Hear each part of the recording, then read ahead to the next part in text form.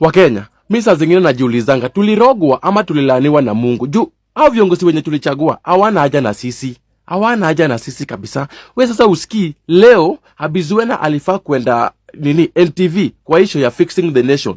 Alafu sasa ati Abbie Zuena amewekwa curfew, amewekwa lockdown. Ndio asiende huko. Juu anajua kienda huko anaenda kuongea ukweli, anaenda kuexpose. Lakini sisi kama timu lina wananchi, hata Kakamega tuliambiwa tusiende. Lakini hadi hawakujua venye Babu Owino na Edwin Sifuna walifika huko. Juu waliwekea hadi curfew hadi huko Kisumu Airport. Lakini ninawaambia hivi, Abbie Zuena anaenda NTV leo saa 3 anafaa kuwa huko. Na tumeshapanga kila kitu iko sawa. Abbie Zuena anaenda NTV fixing the nation. Show inaanza saa 3. Nataka tuende tuwatch kitu. Ndio tujue ukweli hawa jamaa lazima waende nyumbani. Sasa unaweza watch show kwa TikTok. Unaenda TikTok live hapo NTV. Unaweza watch Facebook, unaweza watch YouTube NTV. Ama kama uko na TV, watch show from saa 3. Abbie Zuena anaenda kuongea na wananchi. Tuna fix hii nation na tutaifix. Wapende wasipende. Walikuwa wamemwekea curfew lakini ameenda akaingia. Saa 3 anaanza show. When the president goes to JCM church on Sunday and people outside and saying Sifuna, they're not saying Sifuna for the sake of Senator Sifuna. They are saying Sifuna for S standing for stay strong. I standing for inspire yourself. We are inspiring ourselves as a generation. F is standing for focus forward. U is standing for unleashing our potential as young people, to remind these people that when we say Sifuna, N says we are unlocking our potential, and N is saying we are standing strong, and A is saying we are always going to believe, and is meaning never giving up. Never giving up. When we say Sifuna, we are sending a message. It's going to be a hard one to sell. I can't lie to you, Abbie. The acronym for Sifuna. It's going to be a hard one to sell. There's a Swahili version for it. Kumbuka. Itakuwa kazi. Ni mambo mengi. But I get where you're coming from. I'm looking through. Let me take us back a little bit to the basics of young people in politics and what is happening right now. Moving from TikTok to the ground, moving from Twitter to the ground, moving from Instagram and Facebook everywhere to the ground. Walk me through how to galvanize young people whenever you're going to, is it Kakamega, whether it's Kitengela, wherever it is. You've been to those rallies. What does it look like from a galvanization, whatever perspective, and a security perspective, a young woman's perspective as well? So from social media, of course, we start by engaging, and the Sifuna moment came when he was ousted as an SG. Yes. And the need for us to rally behind him came from the consistency that he has been in terms of standing for the people. And I know you saw it all. The picture of him running towards the police officers that wanted to shoot down young people because they wanted to occupy parliament is very monumental and fundamental for us as young people, because there were very few leaders, him and Babu Owino, that were willing to jump. Babu actually jumped over the fence to come and join us. True. The rest were hiding and even trying to run away with ambulances, afraid of what? The power that the people have. So Edwin Sifuna is a man, even in front of the president, has stood up and questioned him.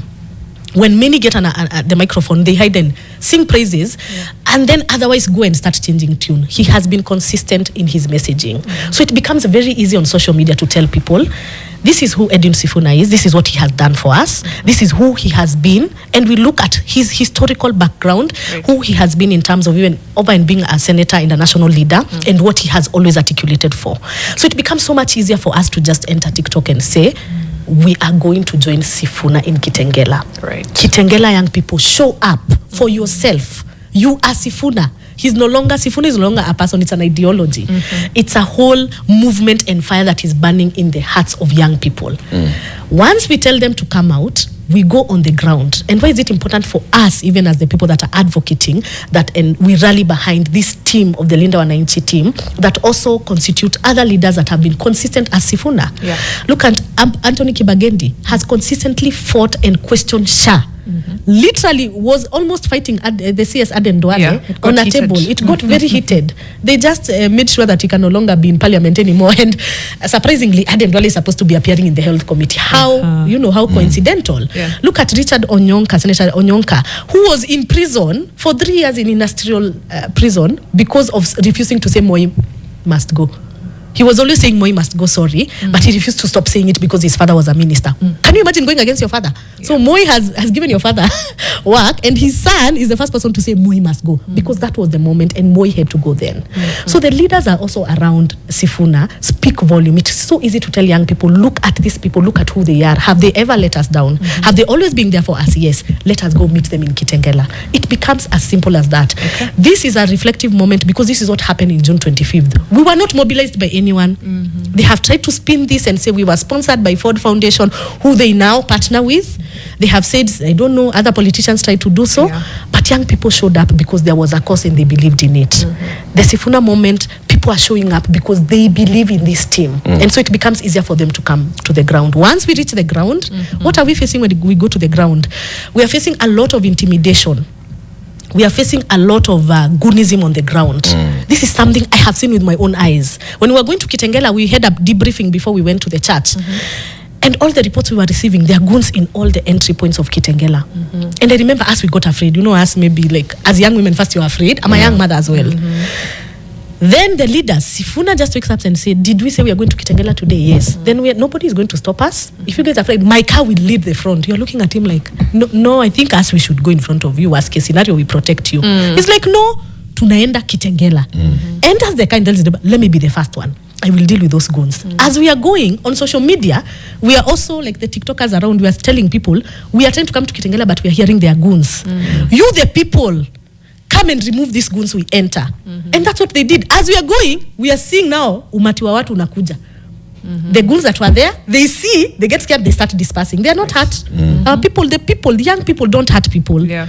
Remember, even when we went for Maandamano, there's nothing that was being distracted. Actually, the people that tried to loot were being beaten and removed, right? In the beginning. Yes, in the beginning, before everything else came crumbling down. So the people came, ensured we entered Kitengela, waited for us outside the church, took us to the ground. And please note, when we're in the church, we're being told our podium and our system is out.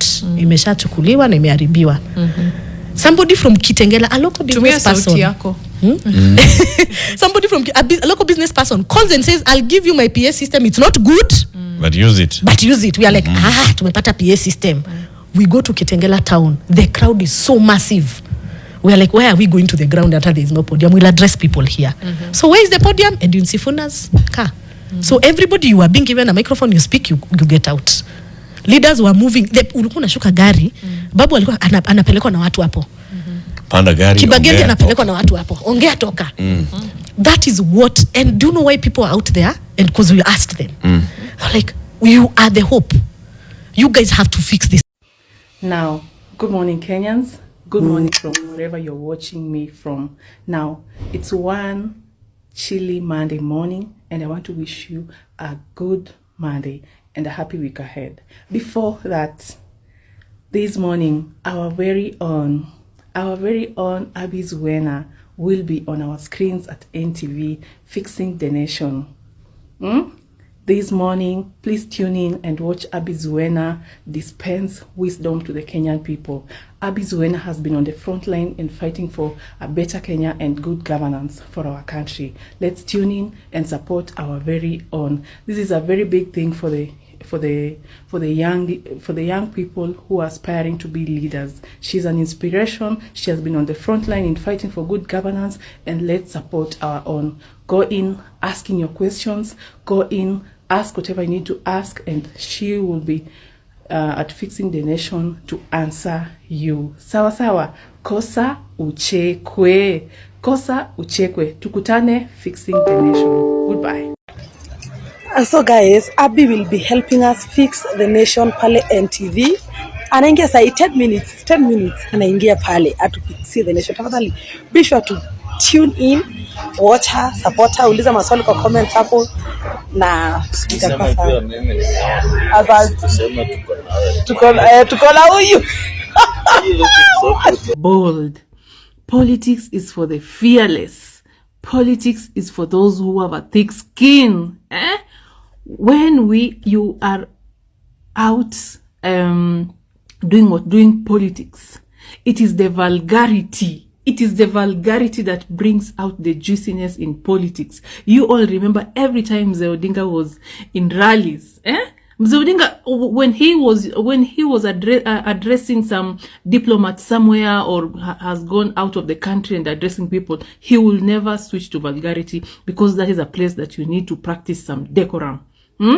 But ile wakati alikuwa kwa field, kwa siasa, sasa alikuwa kwa karuf, siasa ni chafu. Siasa ni chafu. It is the vulgarity. It is the vulgarity that brings out the juiciness in politics. Politics here, uko kwa karuf, unataka kuongea uzuri. It is the vulgarity that actually it gives the aura to the crowd. The crowd wanafurahia. That the vulgarity is what brings out the juiciness in politics. And that is one thing I think Mzee Odinga used to do. Anytime you will see him switching to those vitenda willies and a lot of memes that he used to do, he will give out jokes, vulgar jokes. And that is what brought out the aura. Hiyo ndio ilikuwa inafanya mzee anakuwa na the aura of the people. People relate to what he was saying.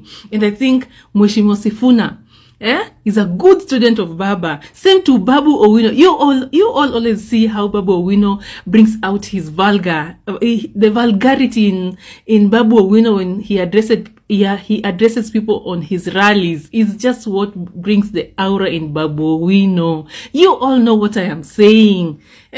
The vulgarity. Now that side we saw it in Sifuna jana. Hiyo side ndio watu wanapenda. Mambo ya decorum ni uko kwa Senate. Mambo ya decorum ni kwa ofisi. Mambo ya decorum ni kwa parliament. Mambo ya decorum is when you are addressing people on now the real issues. Lakini tukikuwa kwa field, you relate with the crowd, relate with what the people want. That is why unasikia Sifuna akisema zima hiyo kitu kama nyongi ya jana. Zima. Na ukijaribu tena kwa mae mpwa. That is what brings out the juiciness in politics. That is what brings out the juiciness in politics. Ukitaka decorum, ngojea Monday to Friday. Monday to Friday, we shall give you the decorum that you need. But ikifika Saturday or Sunday when we are on the rallies, when we are on carofs, tafadhali wacha tuchape siasa yetu vile tunachapa. Sindio? Vulgarity it is, Kenyans. Goodbye. Sini wa baba, jeshi ya baba, sini wa baba, jeshi ya baba.